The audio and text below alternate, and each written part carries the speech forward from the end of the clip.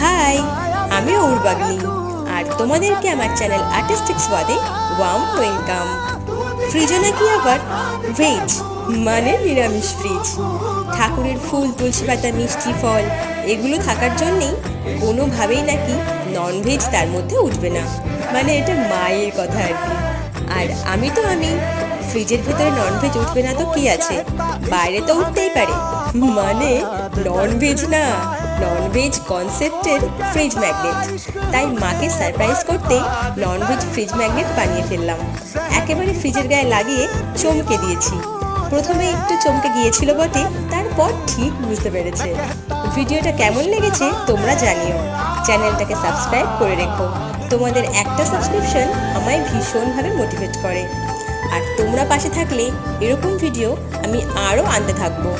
Thanks for watching.